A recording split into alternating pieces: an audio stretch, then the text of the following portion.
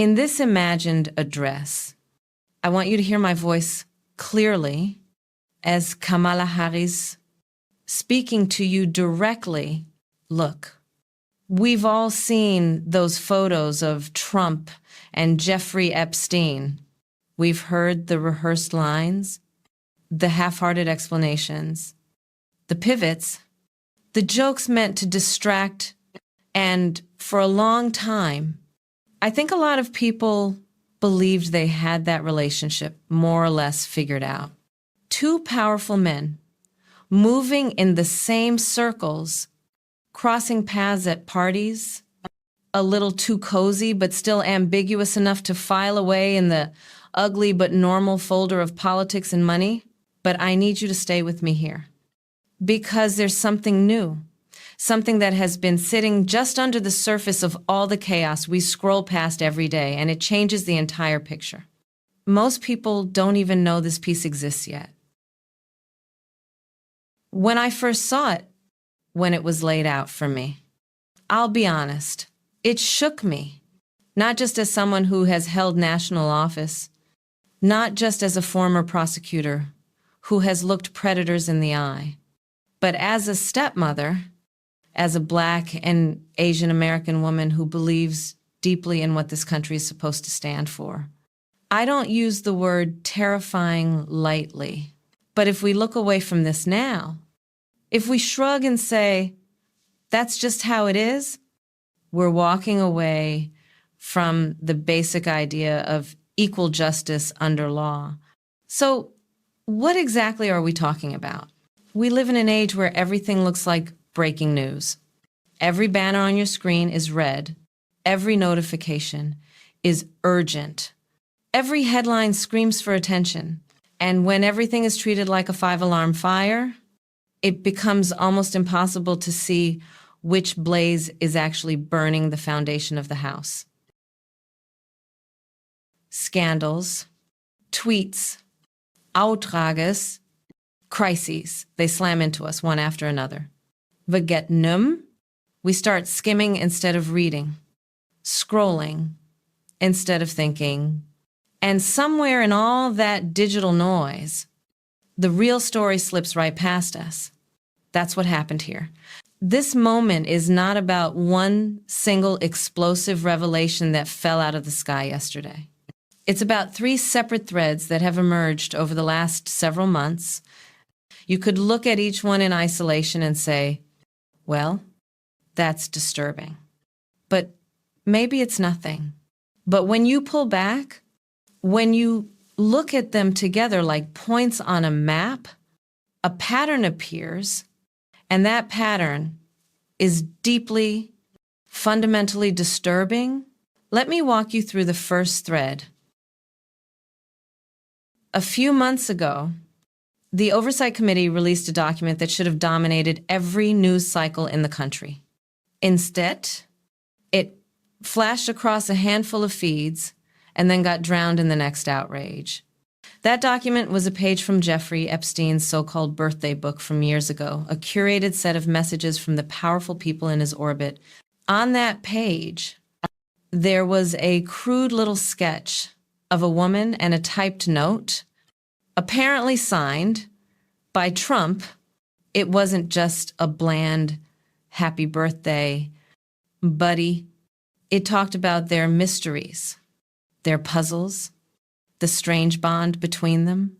And then at the bottom, it closed with a line that still makes my stomach turn. May every day bring another beautiful secret. Think about that word secret, knowing what we now know about the network Jeffrey Epstein was overseeing. We are not talking about secrets like surprise parties and poker games. We are talking about a system built on hidden flights, hidden names, hidden victims. In that light, that little birthday wish doesn't sound playful.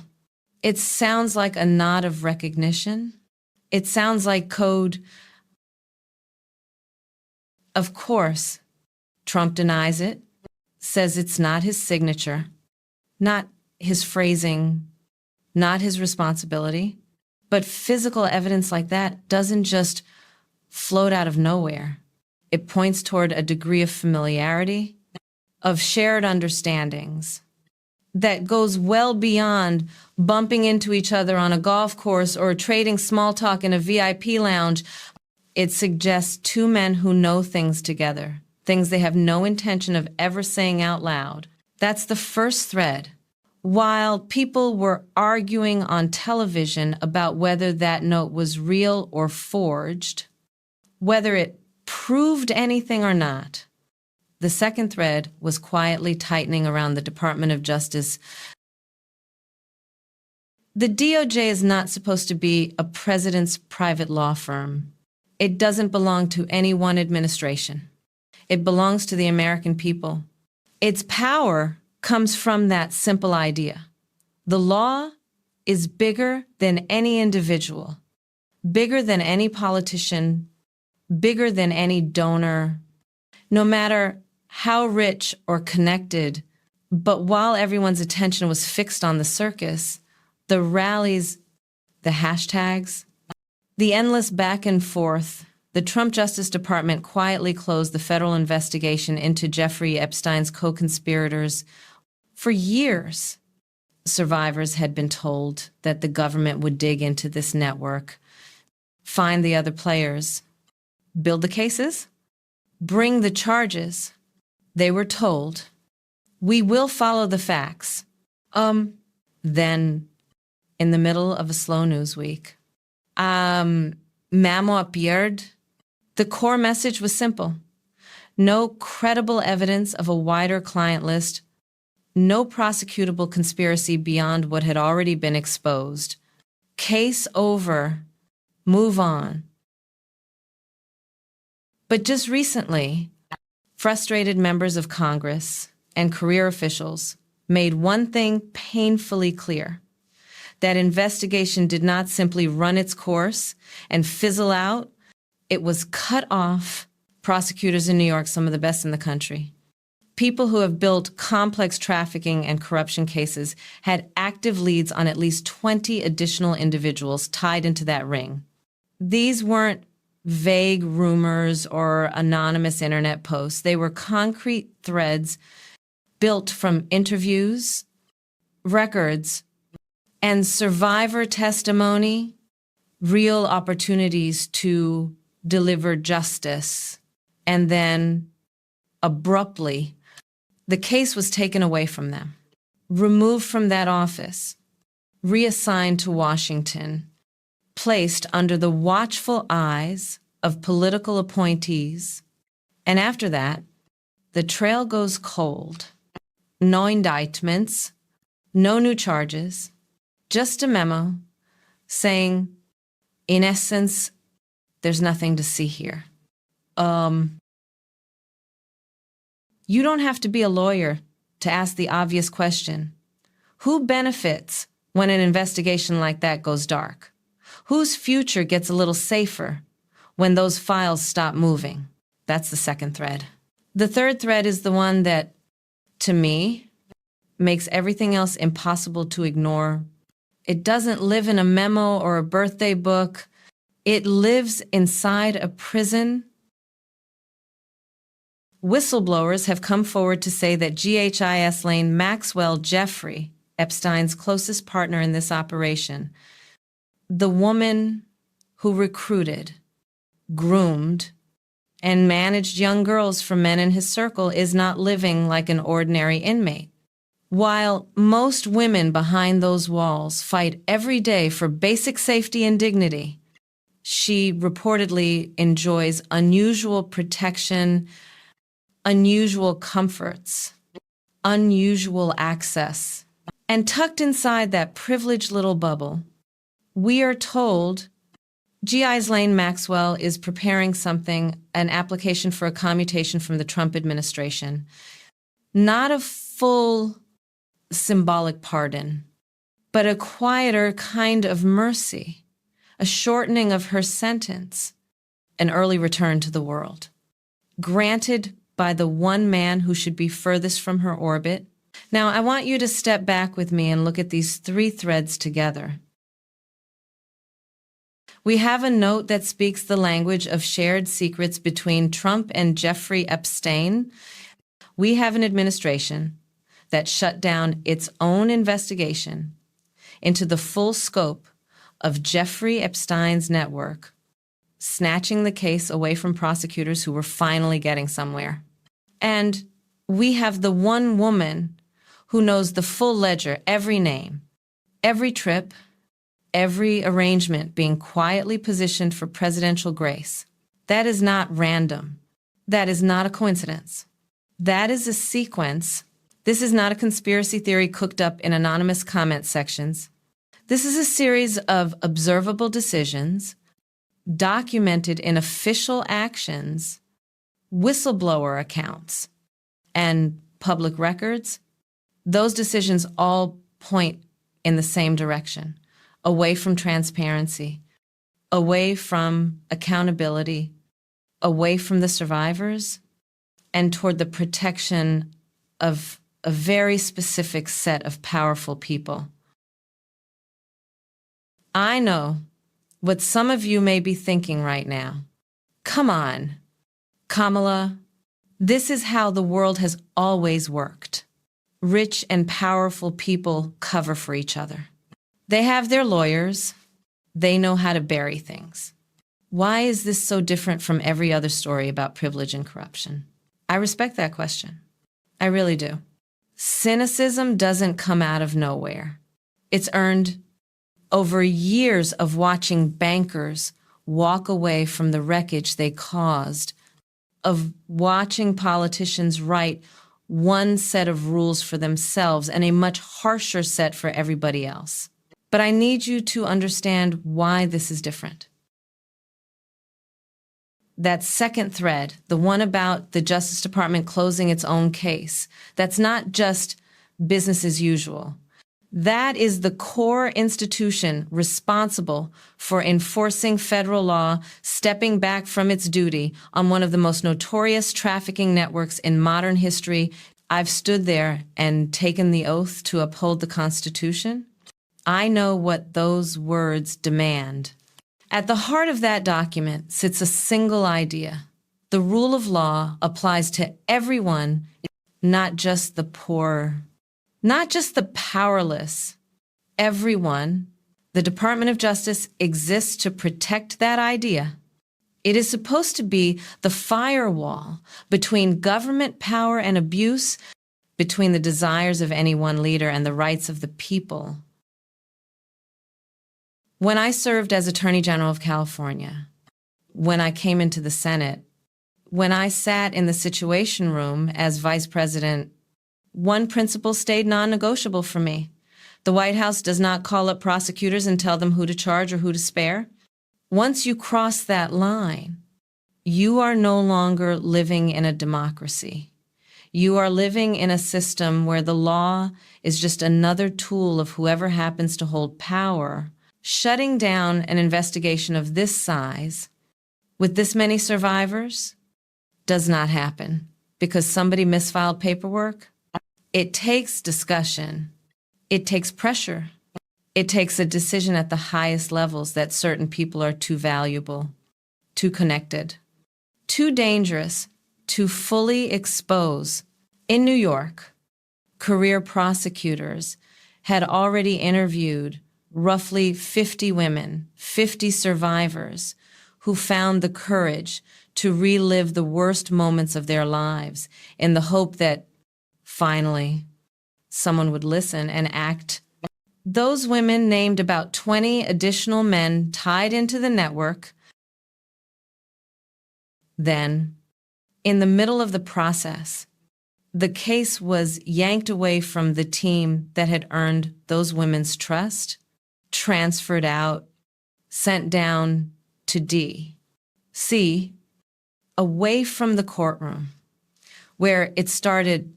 Months of silence followed. And finally, that July memo appeared, brushing everything aside with 3 cold words. No credible evidence. I want you to hear what that really means. It doesn't just mean we don't have enough to try this in court.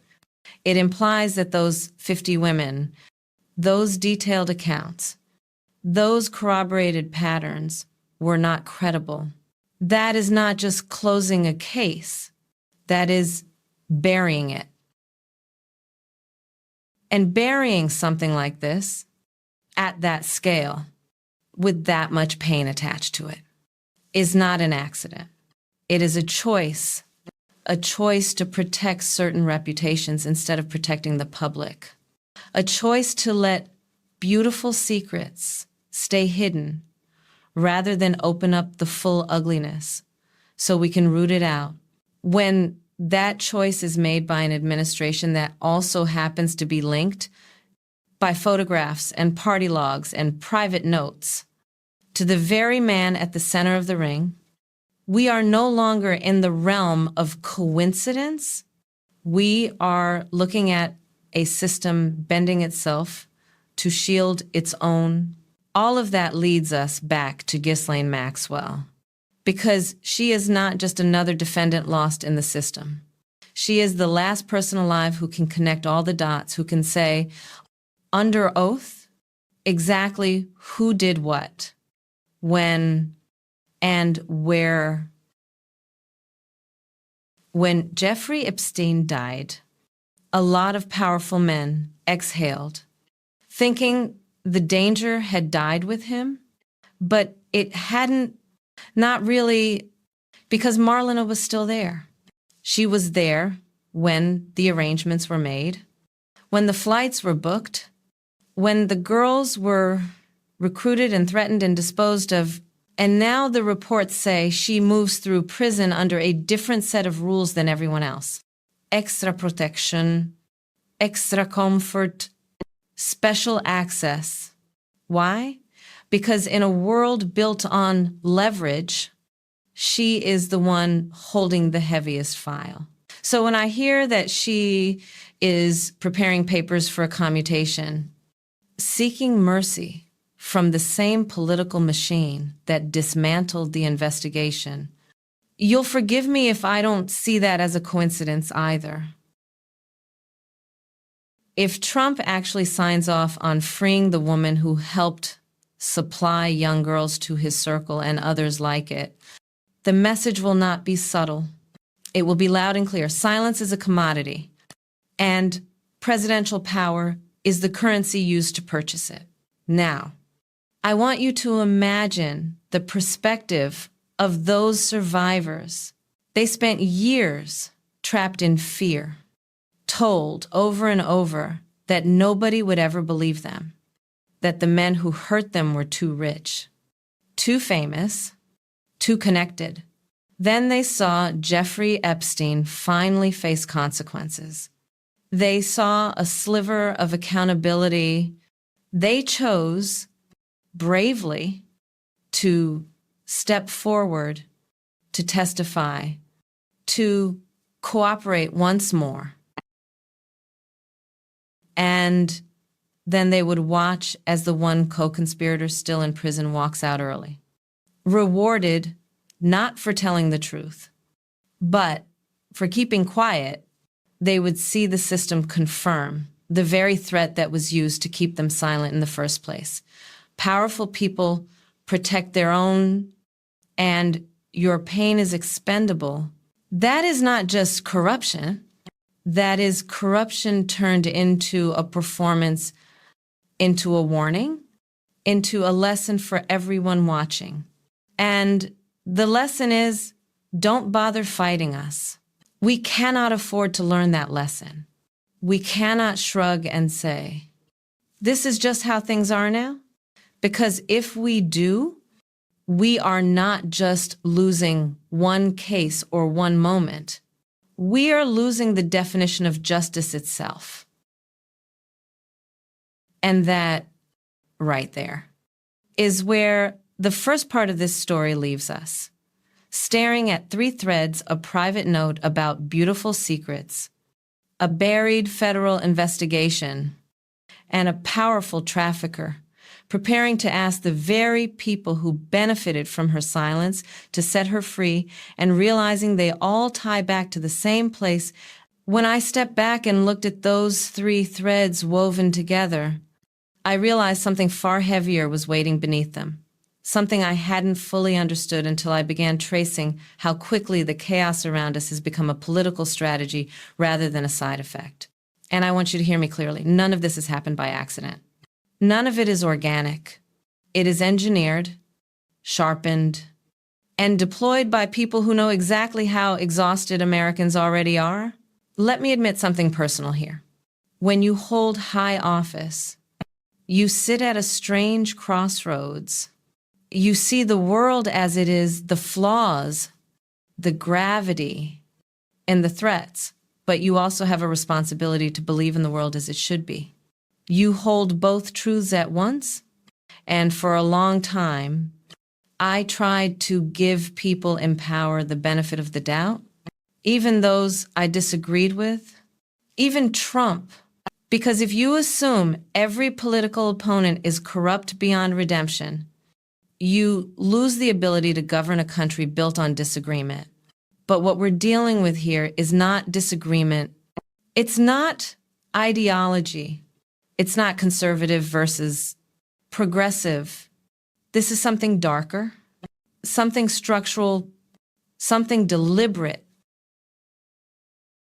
Because the moment the public becomes overwhelmed, when every scandal feels like the last one, when no one can keep the facts straight, when people stop distinguishing between major corruption and everyday dysfunction, that is when those with something to hide make their move.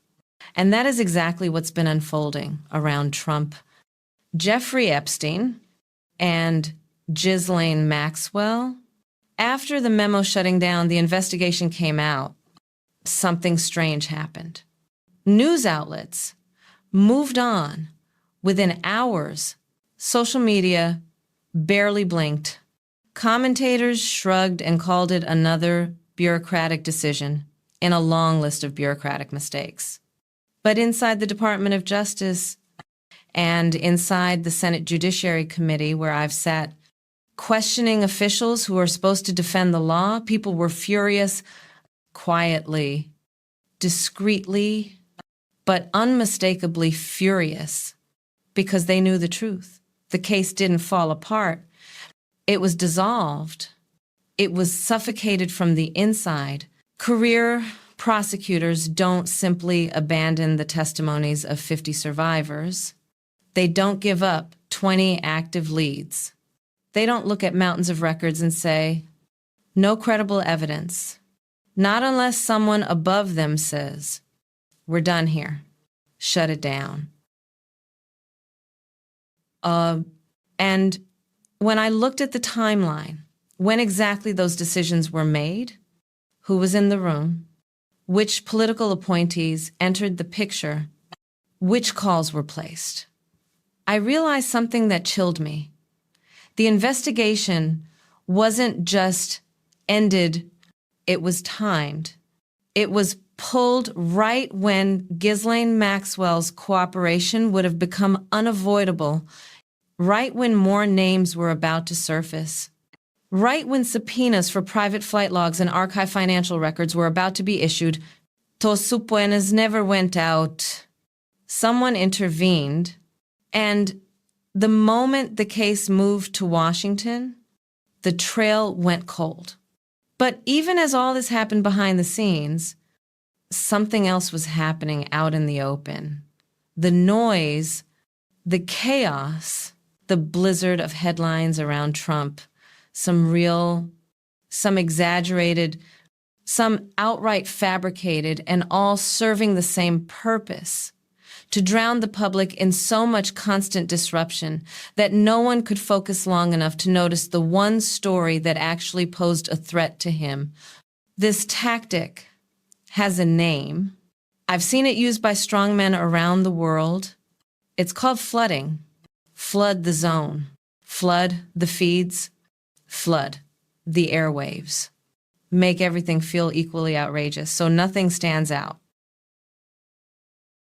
Make democracy feel unmanageable so people stop engaging. And In that storm, what gets lost?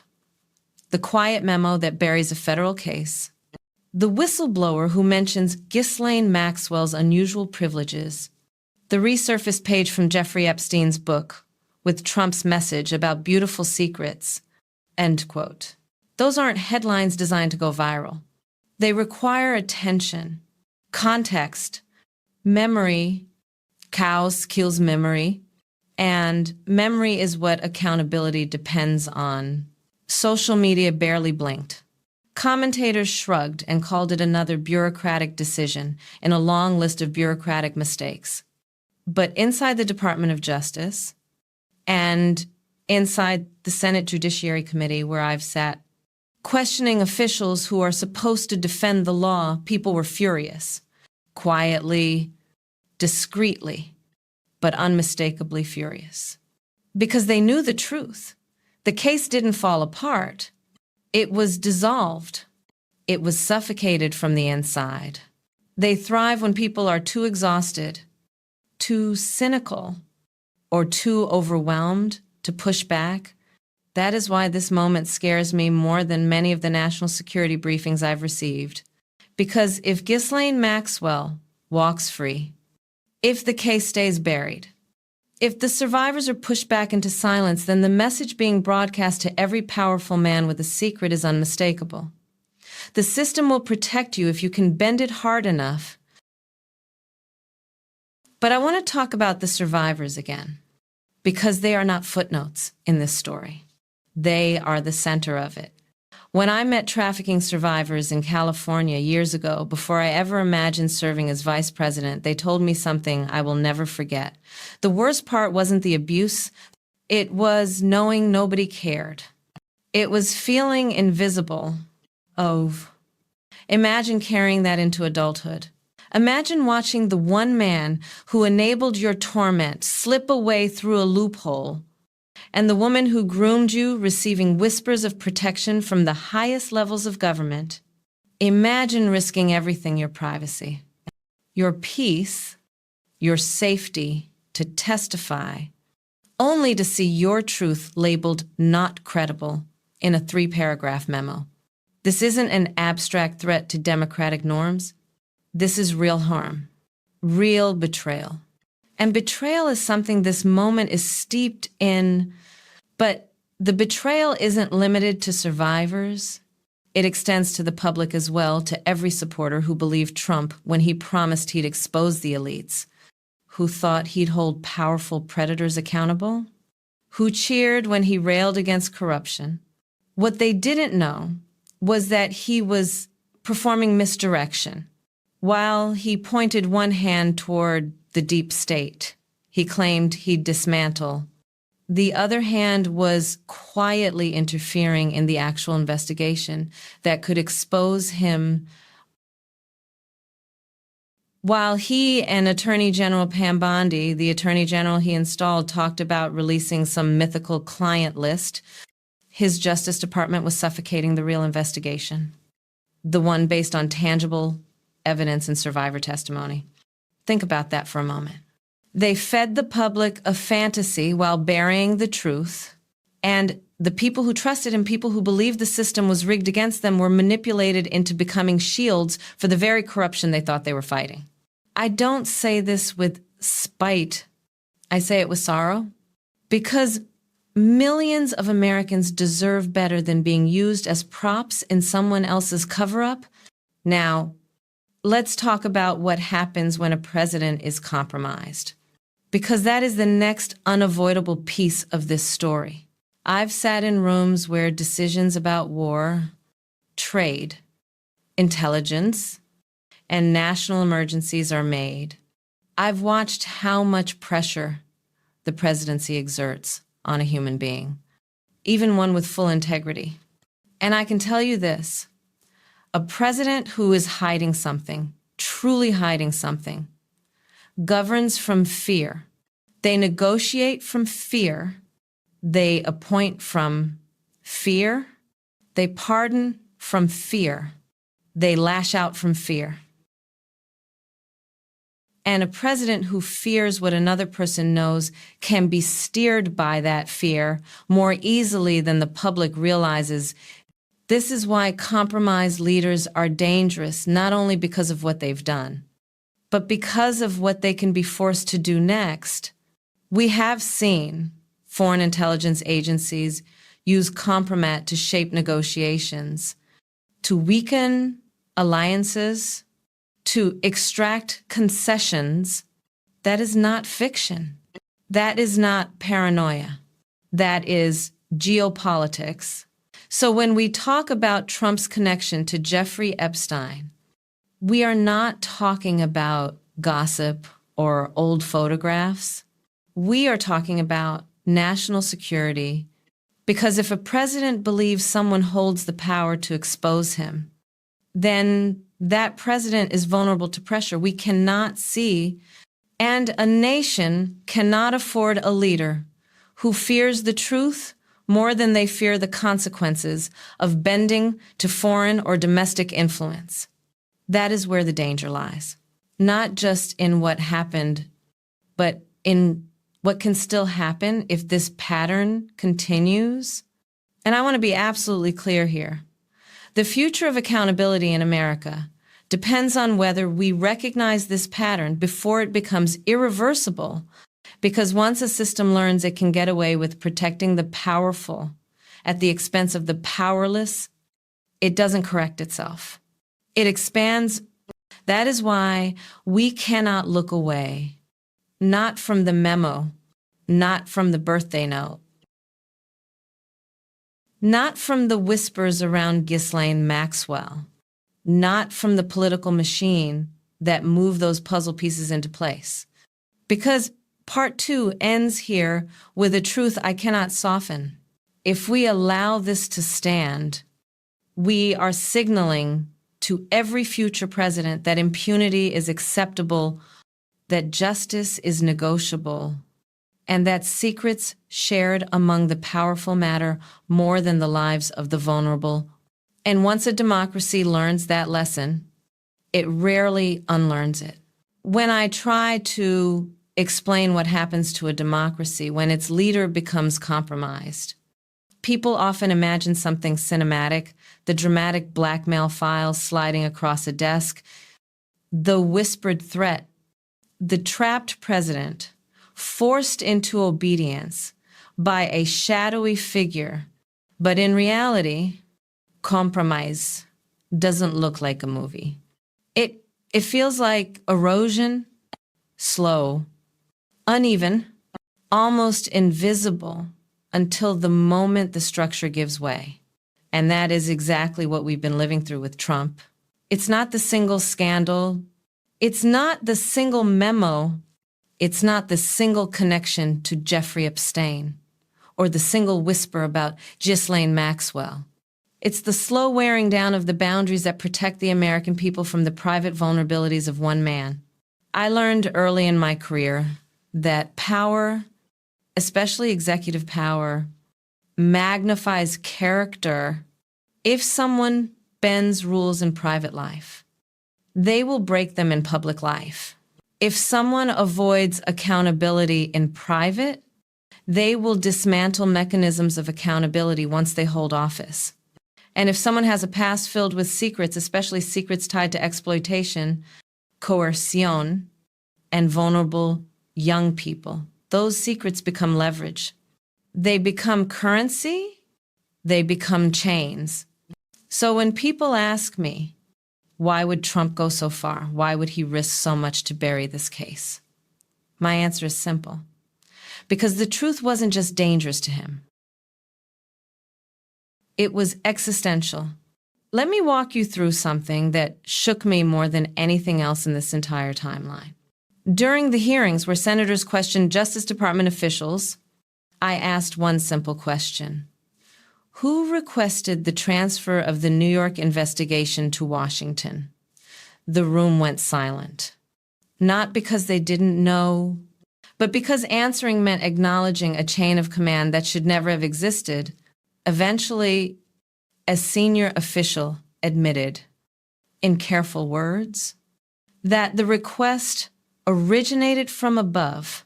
When I asked, above whom? The answer was even quieter. Above the Deputy Attorney General? Above the Deputy Attorney General means one thing. It means the intervention came from the highest office. It means this was not a bureaucratic reassignment. It was an order, and orders like that are not made lightly. They are made when someone has something to lose.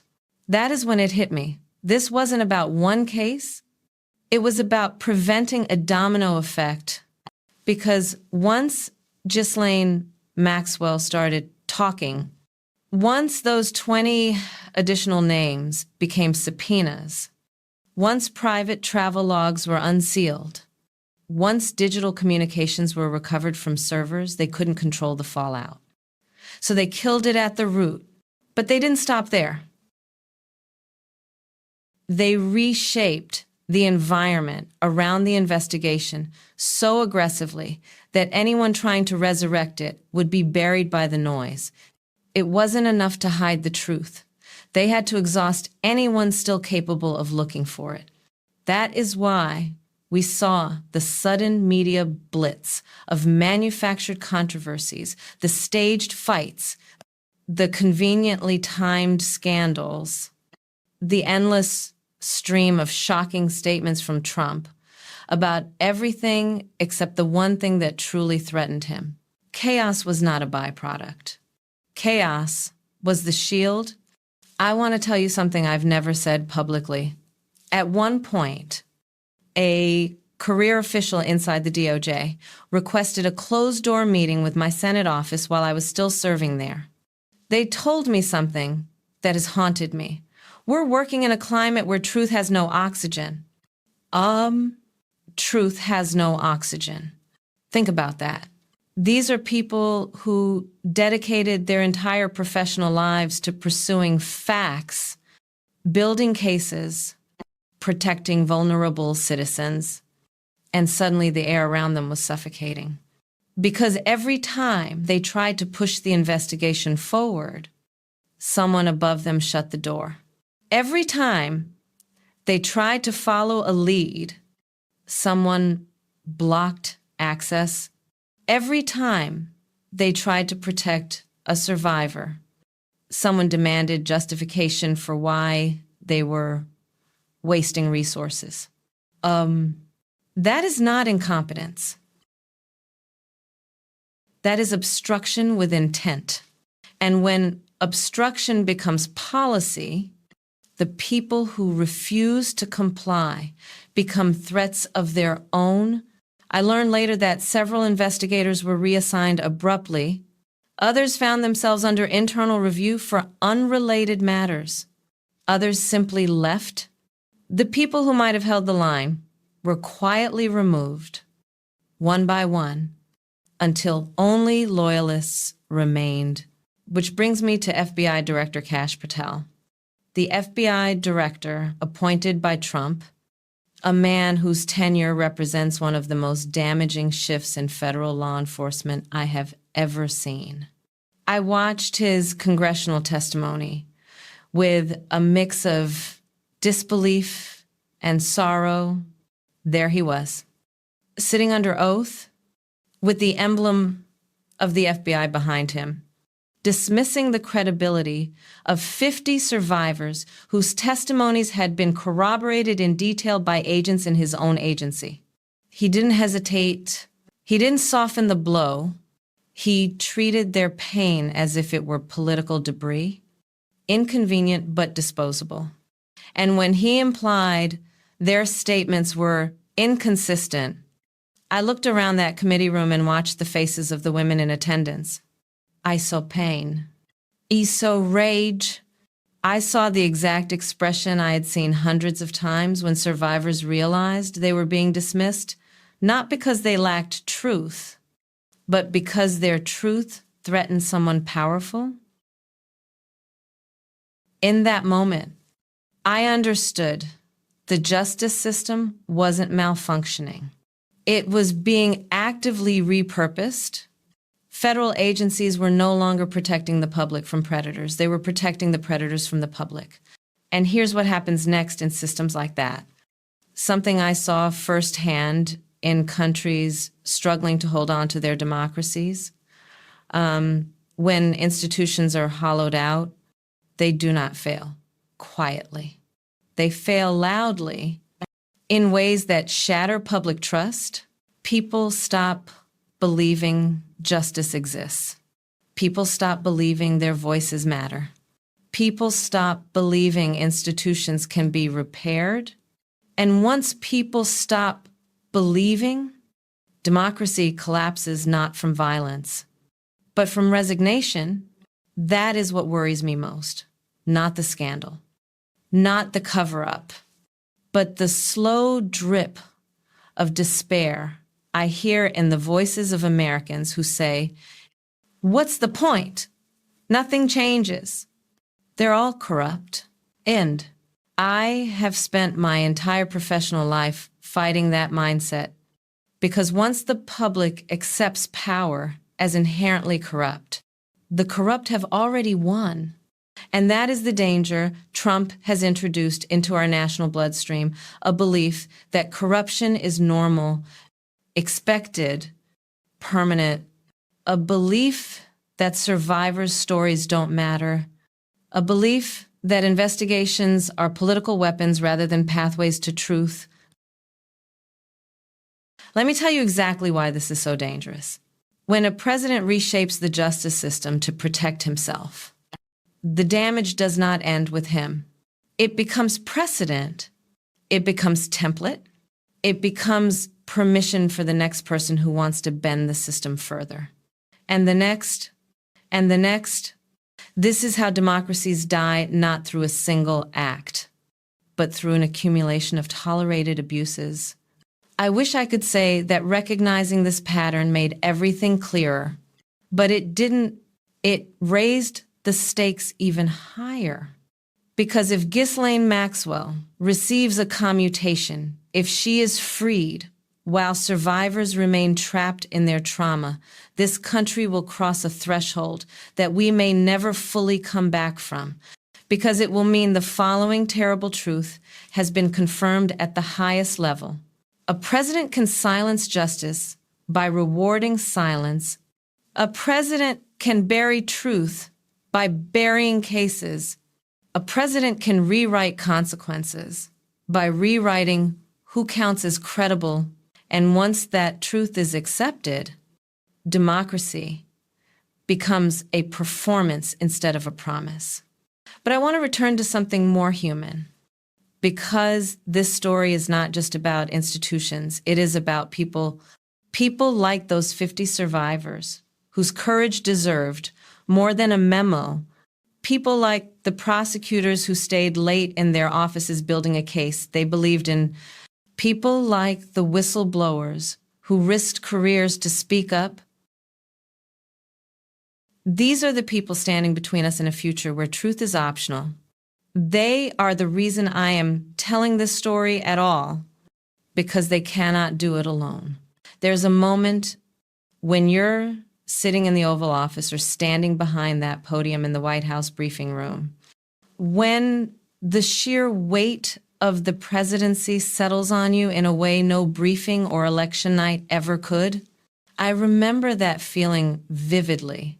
In those moments, you see the presidency not as a position, not as a resume line, but as a trust fragile, sacred, tested every single day.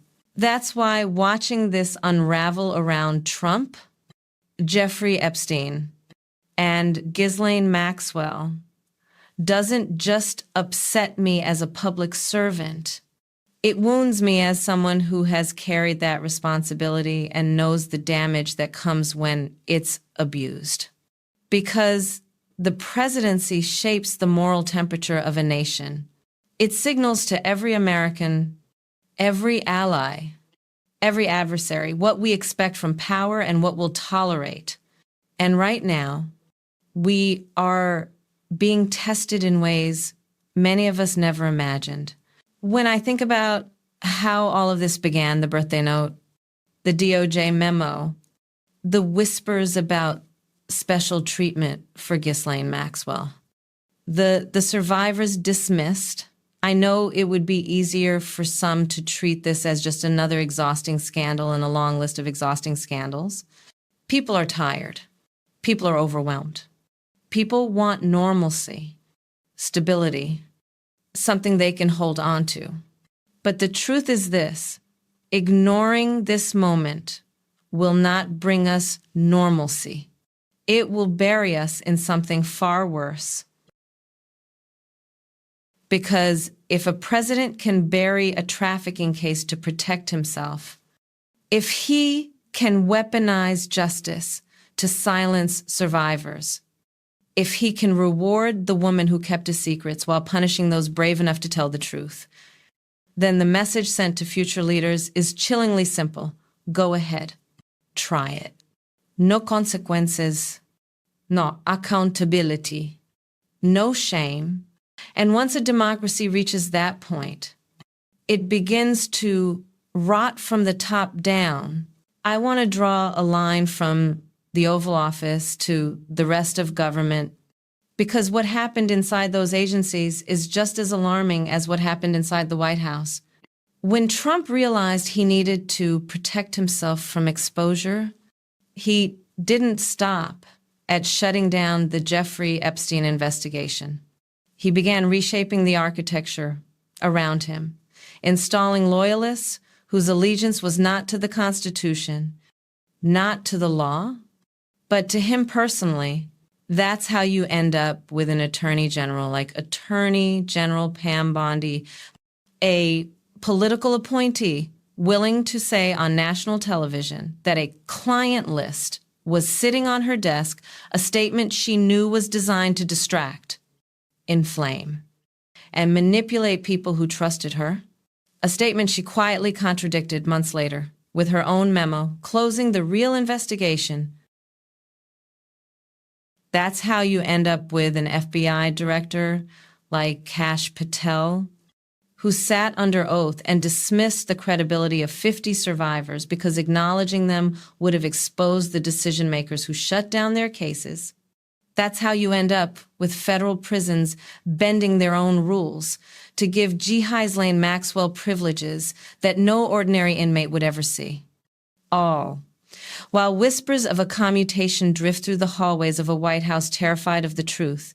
When I think about how all of this began, the birthday note, the DOJ memo, the whispers about special treatment for Ghislaine Maxwell, the survivors dismissed.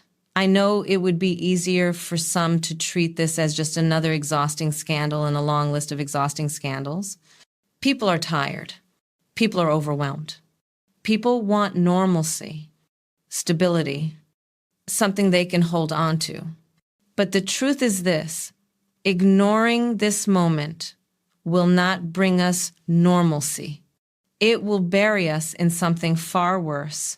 I don't speak lightly when I say this. What we are confronting here is not simply a failure of justice. It is an attack on justice. It is a deliberate effort to break the mechanisms that ensure fairness, transparency, and equality.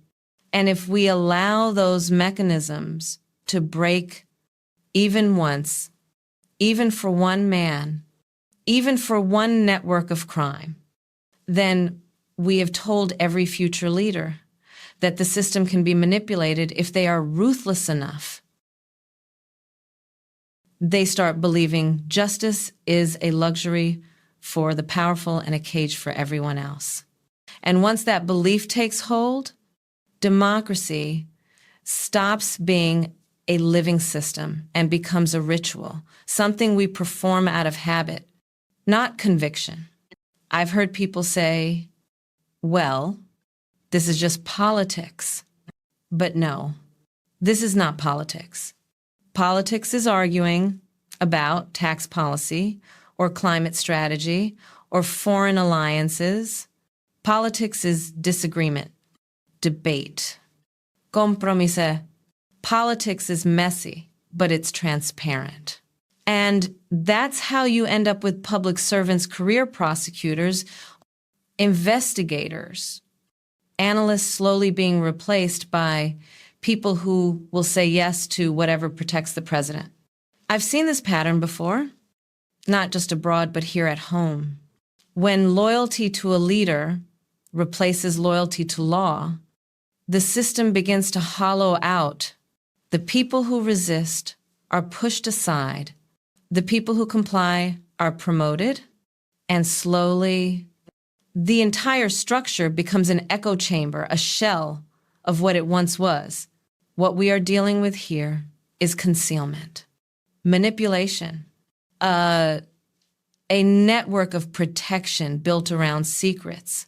The public was never meant to see secrets that involve girls who deserved safety, women who deserved justice, survivors who deserved dignity, and those survivors have been betrayed not once but twice, first by Jeffrey Epstein and Ghislaine Maxwell, and now by a president who buried their case to protect himself. That's why I keep coming back to those 50 survivors, because they represent the exact people our justice system is supposed to protect. They came forward knowing they might never be believed, knowing their abusers were wealthy, connected, powerful. They came forward anyway. And what did they get in return? A government memo telling the world their stories lacked credibility, a political machine gaslighting them into silence. But I also know this: truth doesn't die because powerful people bury it. Truth dies when ordinary people stop fighting for it. Democracy doesn't collapse because of one scandal. It collapses when the public becomes too exhausted to resist scandal after scandal. And I refuse to let exhaustion define this moment, because buried inside this darkness is something resilient. The same courage those survivors showed, the same integrity those removed prosecutors showed, the same determination whistleblowers showed when they risked everything to speak out. Those people are reminders that even in a compromised system, there are still Americans willing to hold the line. So where do we go from here?